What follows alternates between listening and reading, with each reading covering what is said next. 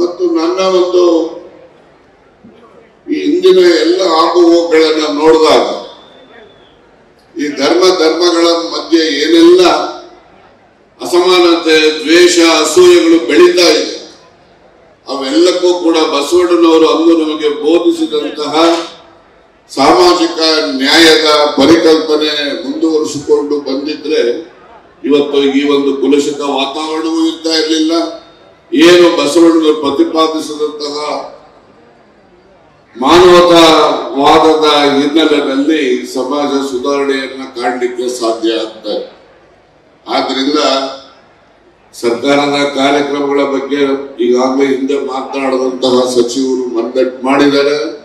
ನಾನು ಹೆಚ್ಚು ಹೇಳಲಿಕ್ಕೆ ಹೋಗೋದಿಲ್ಲ. ಆದಾಗ್ಯೂ ಕೂಡ ಈ ಒಂದು ಸಮಾರಂಭದ ಅಧ್ಯಕ್ಷತೆಯನ್ನ ಯಡಿಯೂರಪ್ಪನವರು ವಹಿಸಿದ್ದಾರೆ. ಯಡಿಯೂರಪ್ಪನವರು ಕೂಡ ಅವರ ಇತಿಮಿತಿನಲ್ಲಿ ರೈತರ ಬಗ್ಗೆ ಹೆಚ್ಚು ಕಳಕಳಿಯನ್ನ ಹೊಂದಿದ್ದಂತಾವು. ಆದ್ರೆ ಸಾಲ ಮನ್ನಾ ಮಾಡ್ತಕ್ಕಂಥ ಸಂದರ್ಭದಲ್ಲಿ ಅವರು ವ್ಯಕ್ತಪಡಿಸಿದ ಭಾವನೆ ನಮಗೆ ಅದು ಅಷ್ಟೊಂದು ಇಷ್ಟ ಆಗ್ಲಿಲ್ಲ. ಪಾಪ ವಿಧಾನ ಪರಿಷತ್ತಲ್ಲಿ ಹೇಳ್ಬಿಟ್ರು ಯಡಿಯೂರಪ್ಪನವರು ಸಾಲ ಮನ್ನಾ ಮಾಡಬೇಕು ಅಂದ್ರೆ ನಾನೇನು ನೋಟಿನ ಮಿಷಿನ್ ಇಟ್ಕೊಂಡಿದ್ದೇನೆ, ಎಲ್ಲ ಮಾಡಕ್ಕಾಗ್ತೈತೆ ಅಂದ್ಬಿಟ್ರು. ಪಾಪ ಅವತ್ತಿನ ಪರಿಸ್ಥಿತಿ ಅದಿರ್ಬೋದು. ಆದಾಗ್ಯೂ ಕೂಡ ಅವರು ರೈತರ ಪರವಾಗಿ ಸದಾ ಕಾಲ ತನ್ನ ಧ್ವನಿಯನ್ನ ಎತ್ತತಕ್ಕಂಥ ವ್ಯಕ್ತಿತ್ವ ಸನ್ಮಾನ್ಯ ನಮ್ಮ ಯಡಿಯೂರಪ್ಪನವ್ರಿಗಿದೆ ಅಂತ ಹೇಳಿ ನನಗೆ ನಮ್ಮ ಯಡಿಯೂರಪ್ಪ ಅಂತಾನೆ ಬಹಳ ಅಭಿಮಾನದಿಂದ ಹೇಳಲಿಕ್ಕೆ ಬಯಸ್ತೇನೆ. ಮತ್ತು ನನ್ನ ಒಂದು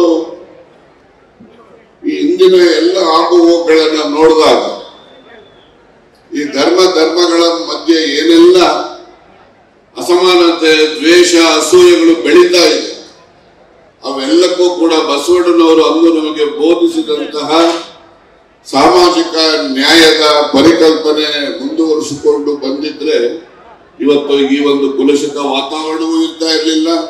ಏನು ಬಸವಣ್ಣನವರು ಪ್ರತಿಪಾದಿಸಿದಂತಹ ಮಾನವತಾವಾದದ ಹಿನ್ನೆಲೆಯಲ್ಲಿ ಸಮಾಜ ಸುಧಾರಣೆಯನ್ನ ಕಾಣಲಿಕ್ಕೆ ಸಾಧ್ಯ ಆಗ್ತದೆ.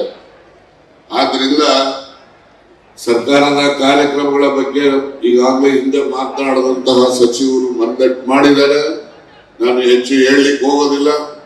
ಆದಾಗ್ಯೂ ಕೂಡ ಈ ಒಂದು ಸಮಾರಂಭದ ಅಧ್ಯಕ್ಷತೆಯನ್ನ ಯಡಿಯೂರಪ್ಪನವರು ವಹಿಸಿದ್ದಾರೆ. ಯಡಿಯೂರಪ್ಪನವರು ಕೂಡ ಅವರ ಇತಿಮಿತಿನಲ್ಲಿ ರೈತರ ಬಗ್ಗೆ ಹೆಚ್ಚು ಕಳಕಳಿಯನ್ನ ಹೊಂದಿದ್ದಂತಾವು. ಆದ್ರೆ ಸಾಲ ಮನ್ನಾ ಮಾಡ್ತಕ್ಕಂಥ ಸಂದರ್ಭದಲ್ಲಿ ಅವರು ವ್ಯಕ್ತಪಡಿಸಿದ ಭಾವನೆ ನಮಗೆ ಅದು ಅಷ್ಟೊಂದು ಇಷ್ಟ ಆಗ್ಲಿಲ್ಲ. ಪಾಪ ವಿಧಾನ ಪರಿಷತ್ತಲ್ಲಿ ಹೇಳ್ಬಿಟ್ರು ಯಡಿಯೂರಪ್ಪನವರು ಸಾಲ ಮನ್ನಾ ಮಾಡಬೇಕು ಅಂದ್ರೆ ನಾನೇನು ನೋಟಿನ ಮಿಷಿನ್ ಇಟ್ಕೊಂಡಿದ್ದೇನೆ, ಎಲ್ಲ ಮಾಡಕ್ಕಾಗ್ತೈತೆ ಅಂದ್ಬಿಟ್ರು. ಪಾಪ ಅವತ್ತಿನ ಪರಿಸ್ಥಿತಿ ಅದಿರ್ಬೋದು. ಆದಾಗ್ಯೂ ಕೂಡ ಅವರು ರೈತರ ಪರವಾಗಿ ಸದಾ ಕಾಲ ತನ್ನ ಧ್ವನಿಯನ್ನ ಎತ್ತತಕ್ಕಂಥ ವ್ಯಕ್ತಿತ್ವ ಸನ್ಮಾನ್ಯ ನಮ್ಮ ಯಡಿಯೂರಪ್ಪನವ್ರಿಗಿದೆ ಅಂತ ಹೇಳಿ ನನಗೆ ನಮ್ಮ ಯಡಿಯೂರಪ್ಪ ಅಂತಾನೆ ಬಹಳ ಅಭಿಮಾನದಿಂದ ಹೇಳಲಿಕ್ಕೆ ಬಯಸ್ತೇನೆ.